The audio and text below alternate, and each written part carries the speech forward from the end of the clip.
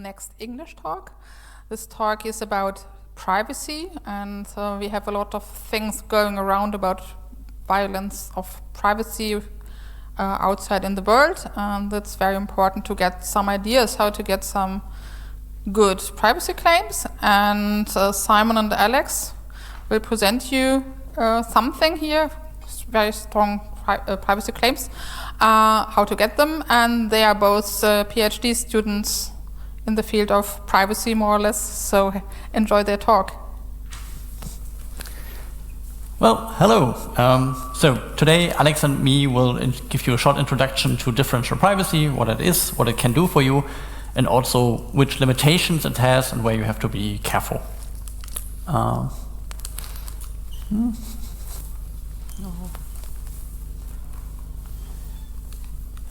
it works. Okay, so short intro, who are we? I'm Simon and this is Alex, and we both are PhD students at the KIT, at the chair of practical IT security, and I myself work on building anonymizations and then testing them, seeing how they work.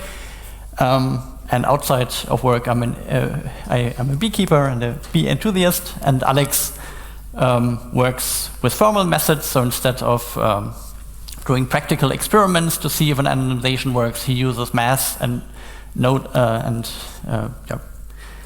to prove that certain privacy levels are reached. And he's a DAC enthusiast. So here we go. What to expect from this talk.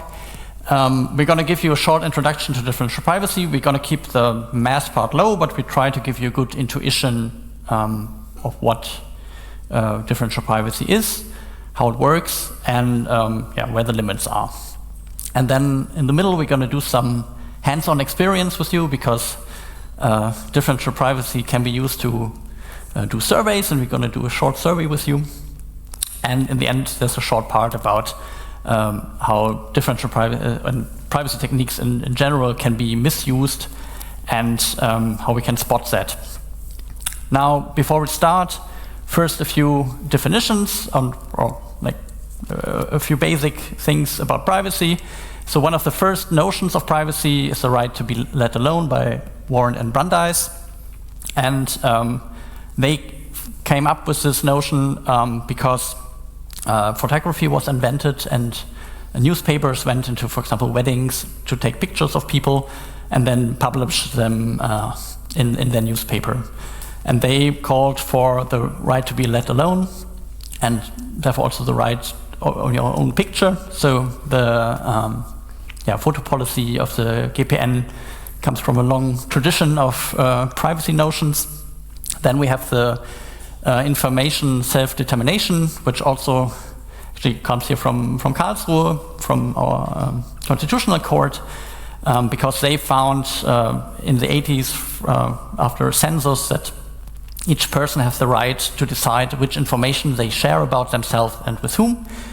And then a more modern notion is contextual integrity, which means that there are certain privacy expectations in given context. For example, if you go to a doctor and share your medical information with him, then you expect this to be private.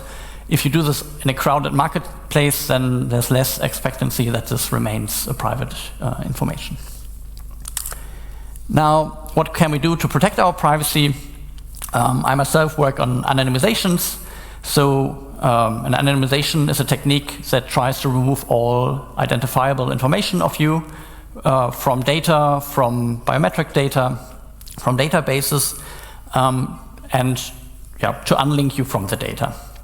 And a basic example is here, for example, just blacking out the face. You maybe know that from various newspapers that you said, or a bit better, blurring the entire face. But even with these anonymizations in place, some information is left. For example, here you can still spot the skin color and the hair color.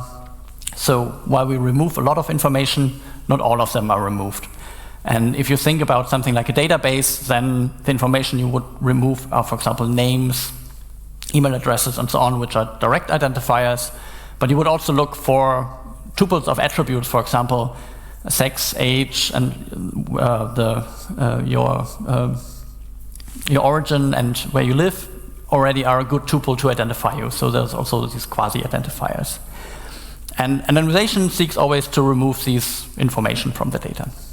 Now we have an anonymization, and now we want to learn how good does it work. And as I do empirical research, I build an experiment and a test. So for this face example, we would use a face recognition system, ideally the best we can find, and run both images through it and see how good can we still identify that person. And then we can say, okay, our anonymization removes a lot of the identifiable information and we get less accuracy. Now we have some idea how good the privacy of the anonymization is, but we also need to look at another part of it, because the best anonymization is actually super easy. We can just make this black bar super big and just remove all the information, so delete the data. However, we also want to do something with the data. And this doing something we call utility. Means we have some application for which we want to use the data. Let's say you take a picture with friends and then there's people in the back. You might want to remove their faces only, and then you can still post it to social media without compromising other people's privacy. So there's a bit of a trade-off between having utility, so that the data is usable, and having a privacy protection. And yeah, usually these two goals conflict a little bit with each other, and we have to find a nice trade-off for that. Now, this problem with my method of measuring anonymization or privacy is that it could always happen that tomorrow someone comes and has a much better face recognition system. I can't plan for that, so I can only take the best we have today and see if that works. And with my method, I essentially get a lower bound how much privacy loss you have from something. So I can measure the best we have today, but the actual privacy loss we have is probably a bit higher. Now, what we want to talk about today is a theoretical approach where we use math to prove kind of the worst case that can happen. So what is the most privacy you can lose? And for this, we use differential privacy. And now I hand it over to Alex, who will talk about that more. Yeah. So thank you. So suppose that there's a duck pond, and there's a data analyst that wants to know something about the population of the ducks in the pond. In this case, he's interested to know if there's a disease outbreak in this pond. And to do so, luckily for the duck, there's already a database that exists that's supposed nearby that I think, is it me? Yeah, now? Okay. So luckily there's a hospital that has data from the individuals, and this can give an answer to the data analyst. So ideally, the data analyst would like to ask the hospital for their database to obtain his answer.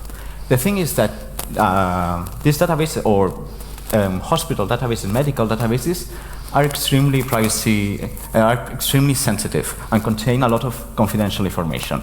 So the hospital would like to protect this data, wouldn't want that the analyst knows exactly who has which disease.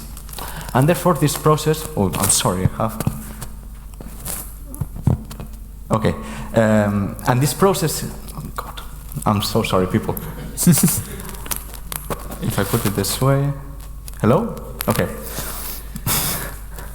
How? Okay, now? Yeah. Yeah, okay, sorry, people. No, but, oh God, I cannot.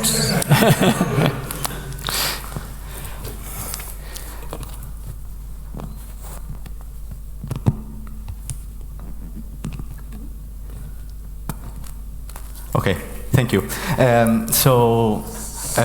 In this case, the hospital would like to protect their information, and therefore would send this information through a protection mechanism.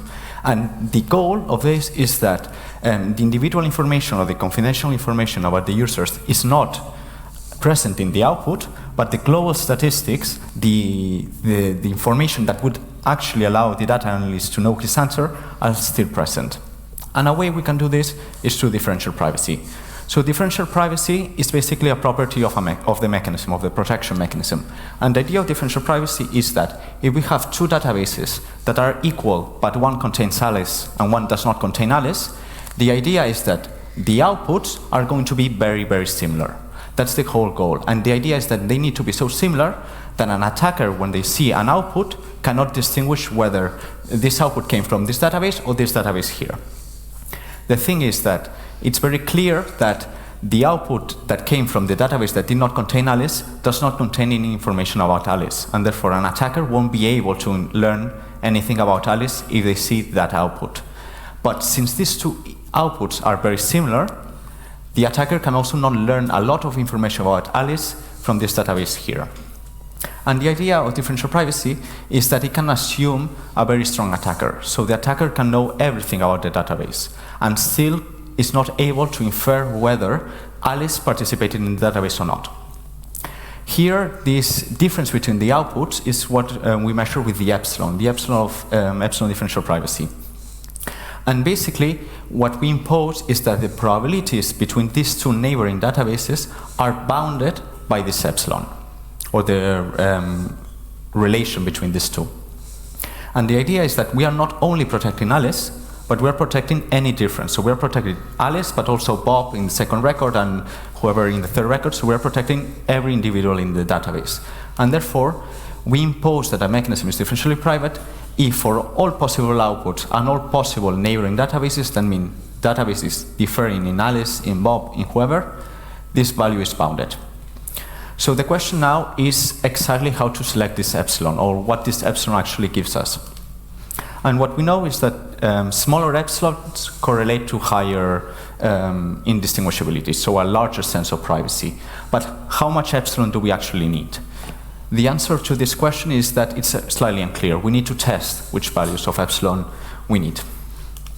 But what we know is that the epsilon limits the amount on which the attacker success can increase after seeing the output. That means that if the attacker had a 50-50 chance of correctly identifying which database corresponded to the output he sees, after seeing the output, it can increase in this case to around 73%. So if the epsilon is 1, the attacker can increase his success rate to around 73%.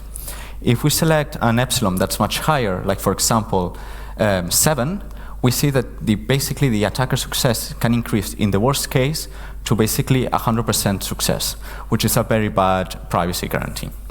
In this case, that's the reason why we usually impose very low values of epsilon. So we are saying epsilon lower than 2, lower than 1. But the literature does use a lot of epsilons that are larger. Like Google, for example, uses sometimes epsilon equal 100, which provides very weak privacy in this set. To see an example of differential privacy, we introduce, let's see, randomized response, which is a very old method that predates differential privacy by almost 40 years. So this is from the 60s. And the randomized response is basically a surveillance method where respondents are asked a confidential yes or no answer, but the individuals can actually answer confidentially.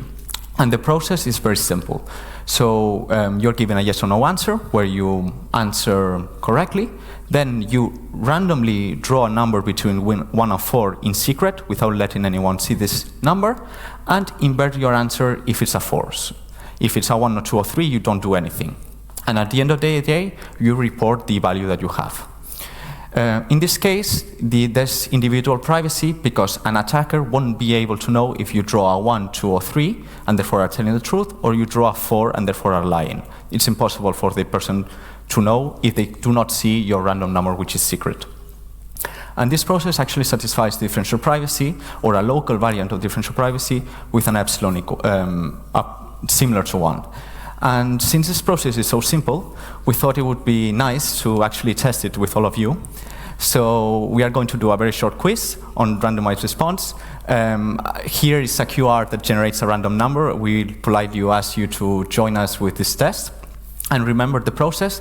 So in the next slide, you'll see some embarrassing, it's very mild, but slightly embarrassing answer. a question and you answer yes or no without revealing it. Then you use the random generator to generate a number between 1 and 4. If it's a 4, you invert the answer, and otherwise you don't do anything, you answer truthfully. And then we are going to count how many of you say yes, and then how many of you say no. We also have the total of people that are participating today. So our first question is, do you use Windows as your main operating system? I'll give you a second so you can generate your number. I suppose that's enough. So how many of you answer yes? Remembering that if you had a 4, you need to change your answer. So how many of you answer yes? Could you raise your hand, please? So we have... Okay. Yeah. And how many of you answer no? 1, 2, 4, 5, 6, 7, 8, 9, 10, 11, 12, 13, 14, 15, 16, 17, 18, 19. I count 20. 40? 20. Okay. We have more questions for you. So at the end of the day, we do not know if you were answering yes or no, because the random number is secret. Oh, it does not work anymore. This. No. Okay, so we'll reveal the answers at the end, but now we're going to ask you to respond again and to generate a new number, please. So is Gmail your main email provider? And I'll give everyone a second. Okay. How many people say yes? 1, 2, 3, 4, 5, 6. So 6. And how many people say no?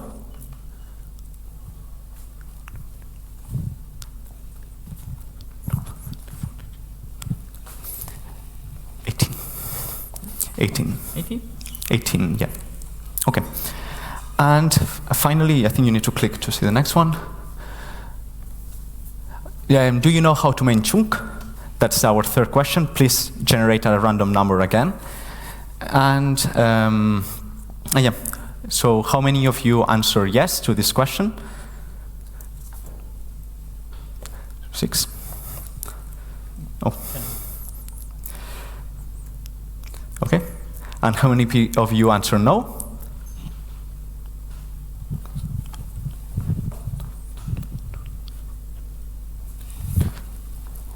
18. Again, so the same as before. Then we have the results. So we have a negative number, which... Yeah. I have the feeling that some people weren't following the protocol to the letter, so it might be that the first question didn't work so well. Or maybe the population is so well, this is our results. So here, well, this is the number of yes and no's that we counted. This is the proportion of yes and no, so the thing that we saw, but not the real result. The real result is here, and today our real result provides us basically an impossible probability here and 0 here, which might mean that no one actually, or all the answers are no to this question. But we do have a margin of error, which in this case is, so this is the mean square error, and it's around 3%. So the actual results are quite precise. So they are in between a 3% error margin. I'm not sure what happened here with the negative. I'm sorry, people. But yeah.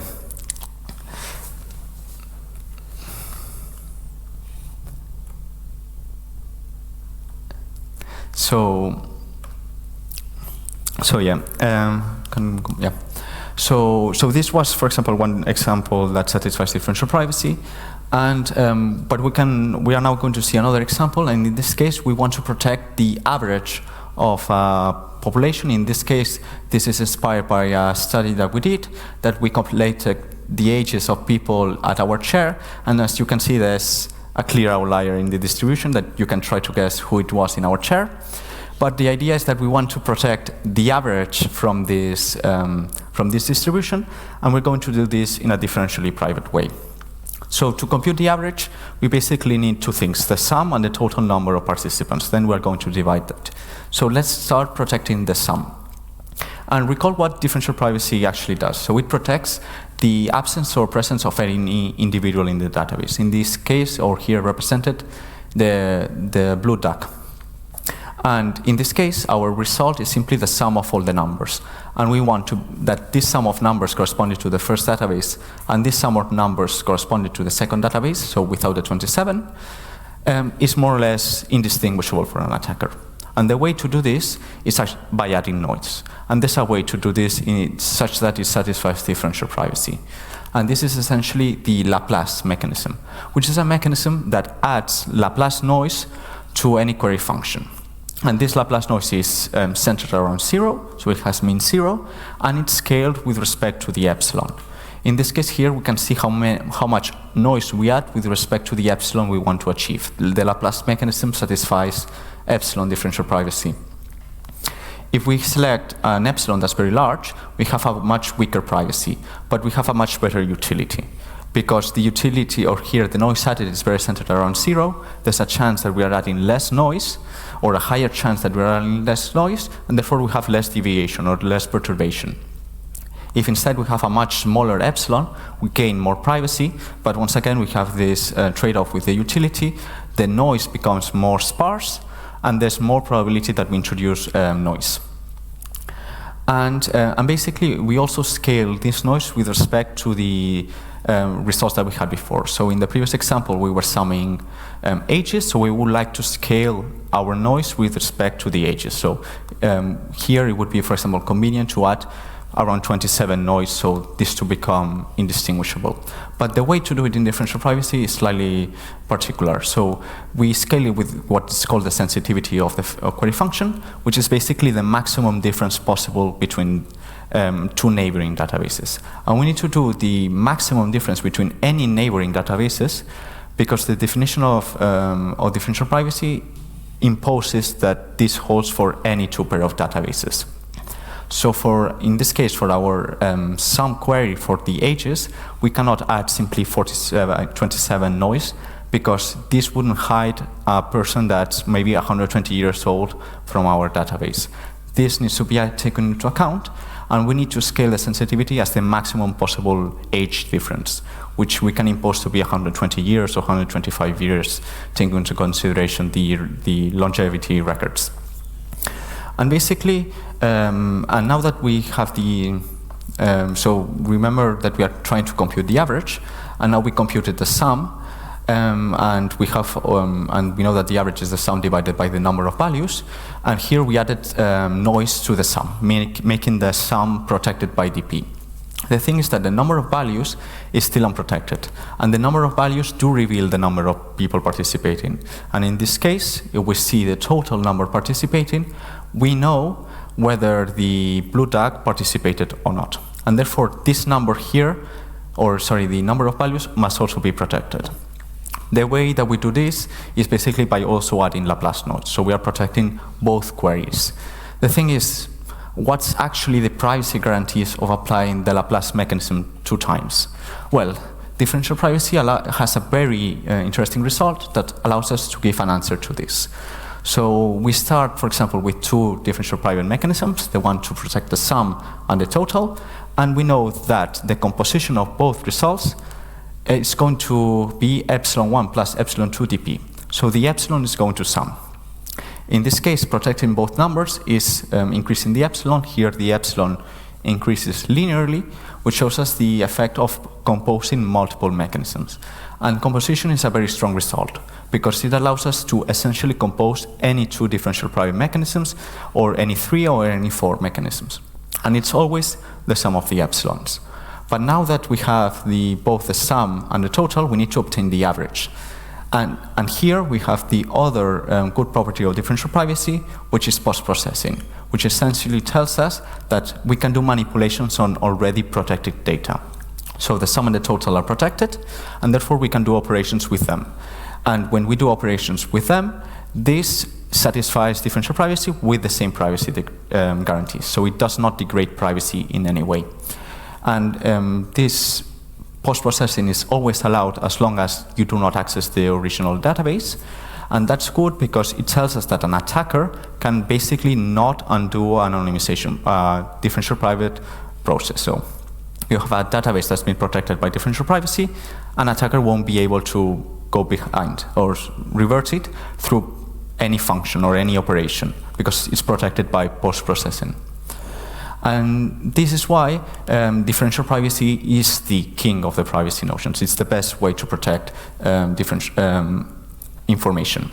So it's the Porsche of the privacy notions. And but as the Porsche is defined, it's perfect and it works effortlessly over very simple queries and, for example, our randomized response. But when we go to much complex terrains, like complex scenarios where we are trying to protect very complex data that are not simple queries, or we are trying to anonymize every value that's in a database, DP does not work.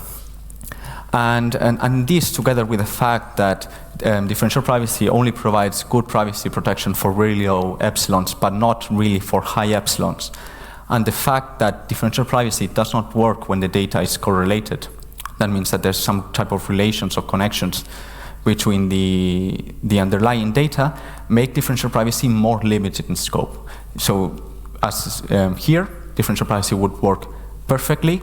Here, we are starting to get problems. And for example, we can see this for a published result on a published differentially private mechanism that protected basically images or faces of people in an image. And in this case, the neighborhood relation was defined as basically changing 1 pixel. So you would be protecting this image here and the same image, or sorry, you would be making indistinguishable this image here and the same image with 1 pixel changed, which essentially is not a good protection mechanism.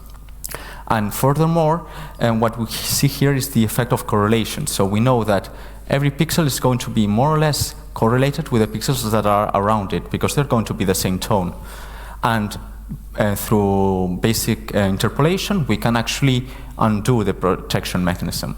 And this is because even though differential privacy is assumed to protect independent and correlated data, but not correlated data. So this process can be undone. And this is the big problem of differential privacy. Differential privacy works so well for the things it's defined to do that when you try to, basically any mechanism that you have automatically becomes better if they have a DP label attached to it. But the thing is that this mechanism is still not good. And finally, there's also a big problem in the literature is that differential privacy is sometimes incorrectly applied. That means that people claim that their mechanism is differential private, but they provide no proof, so they provide an incorrect proof that makes it not differentially private. And the state of the art is actually quite worrying in this regard. So we did do a survey on differentially private mechanisms for trajectory data, so protected where you've been at what time. And our results show that more than half of the mechanisms that we reviewed, or the mechanisms that existed at that time, claimed to be DP, but did not satisfy DP, which is a very big problem in the literature. And basically, this brings me to my summary. So differential privacy is the port of the anonymization notions.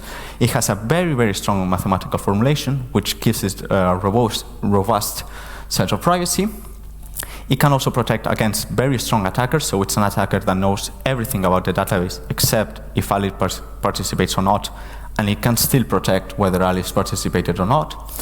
It can also is robust to post-processing, which basically protects it against any further attack, any potential attack that does not use the database, and also has composition as its property, which is very well, very necessary and very easy because it allows to simplify any mechanism into smaller mechanisms. It allows to compute how the epsilon or how the privacy budget degrades at every iteration.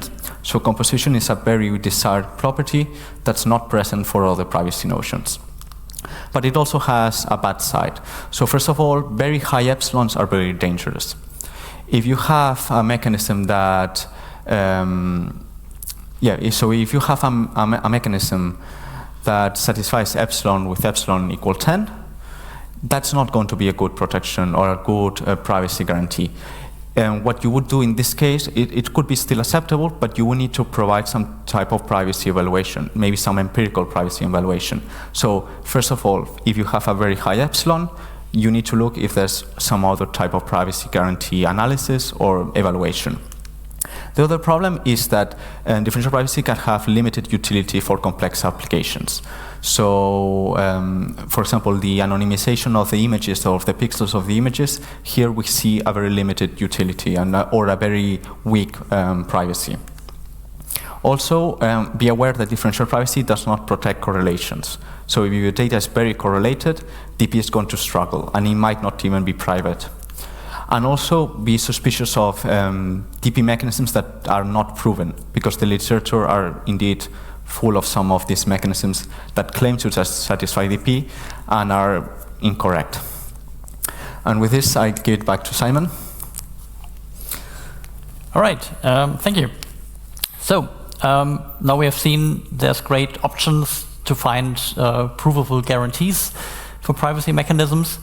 But however, there's some cases where even that is not enough, and where being private and being indistinguishable from a group is not enough. So what we often see is that when we go see what companies are doing, they do privacy claims. So they claim, okay, our product is more private than another one, or we have privacy. And often they're missing one of the three, so they have to be, these claims have to be precise. So what is being protected? You have to be able to verify them. So if a VPN provider tells you, we delete the logs, you have to trust them, and you can't verify. It's just not a good claim. And they have to align with the threat model. So privacy mechanisms can protect very different things. So for example, in the case of DP, it's usually the identity or the indistinguishability. But there are also mechanisms to protect, for example, certain attributes or some anonymization, for example, for faces, saying, okay, we still keep certain attributes intact. And depending how big the group is, this then might not be enough. And yeah, so this means that privacy enhancing technologies only protect certain aspects, and you have to be aware which they protect and which they don't. And there's also now the trend that companies use privacy as like a label to say, okay, so they have developed something like the torment nexus and say, okay, we need to distract the people that it's actually a harmful system, and say, okay, we apply, for example, differential privacy to it, even if that is, the proof is correct, the epsilon is low, all is good. Having privacy for such a system that's harmful in its own is not helping. So if the system itself is harmful, privacy is not going to change anything about that. Privacy only helps when you have a system which has a good intention and has some privacy problems. So you collect too much data about people, and this could be then harmful. But if the system itself is harmful, this is not going to help. And this practice is called privacy washing. And essentially it's using privacy claims to distract from the harm that your system does. Then here's some examples. For example, Ashley Madison was, I think, a website where you could people to cheat on your partner. And they claimed to delete all the user data, even had like a feature where you had to pay for that. But in the end just didn't. So here again is a privacy claim that was not verifiable and then also not true. And even with differential privacy, then now this label is often applied. And then, for example, Google has a framework for federated learning, and there they have an epsilon which is in the hundreds. So essentially they have an upper limit, but it's so high that it's useless in practice. It's a little bit like saying, okay, there is a speed limit on the German Autobahn, it's the speed of light. See, there's a limit. It's useless in practice, so we can just ignore it. So as a conclusion, differential privacy is a great tool to get privacy guarantees which are provable, but usually you always need empirical tests to also then verify that this is also working in practice. And if the system itself is harmful, privacy is not gonna save you. So please beware of privacy washing that some companies do. That's all from us. Here are our contact details. And should you be interested in doing a PhD in privacy, our chair always has open positions. So visit our website, and we're now open to some questions.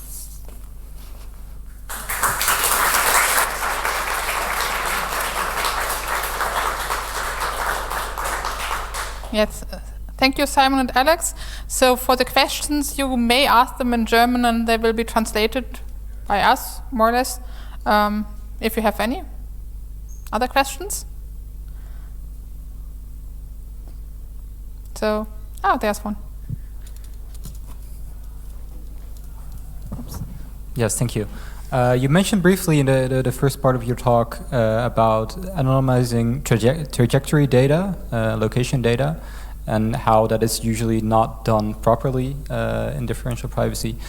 Can you envision any way where that can be done in a proper way? Can it be done at all? So the trajectory data is very complex. So there's mechanisms that do satisfy differential privacy, some with limited utilities. Also, at the end of the day, it's for also very limited queries or very limited scenarios. So there's a few mechanisms, but the data starts to become so complicated that in some cases very hard to guarantee good utility results. That's the truth. Thank you. More questions?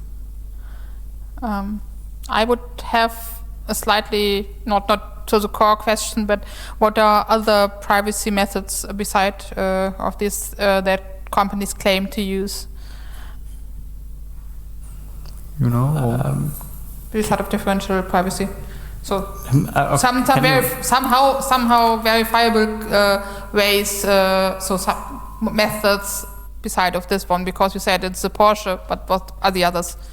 So there's other. So one of the most popular, I think I would call it the queen. Let's say if the differential privacy is the king, let's call this one the queen. I'm going to go to a database that I think is in the first. Oh God, I do not know my slides. Here. So let's start with this example that here's a database. There's one privacy notion that's called k-anonymity. And the k-anonymity is much easier to understand than differential privacy. So the thing is that differential privacy is a property of the mechanism. K-anonymity is going to be a property of the output database, but I'm going to use this database as an example. And the idea is that in a database, there's different type of information. So this thing here would be identifiers. You would remove this. It is directly, so this is just like the image, let's say. So this directly identifies the ducks. This is what we call quasi-identifiers. If I tell you, well, my victim is a green duck, good luck finding it in the database. But if I tell you, oh, my victim is a green duck that's 0.8 kilos and 8 centimeters tall, then you might be able to identify this person in the database. And the idea of k-anonymity is that these quasi-identifiers, and let's say this is the sensitive attribute that the attacker wants to know.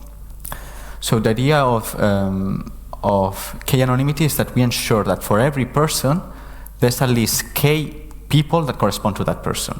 So let's say that we perturb these three values here such that it's the same. In this case, we will need a lot of noise, but you would select basically the things that are the closest.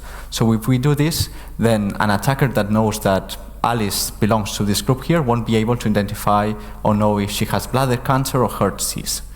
So you could select K to be larger and you would protect more people, but that's another type of privacy notion. And I would say this is it's very simple, it has a lot of problems, but it's another type of privacy notion. Okay, thank you. Some other questions? Well, then it's probably quite clear to everybody, so thank you. Yeah, thank you again for Simon and Alex.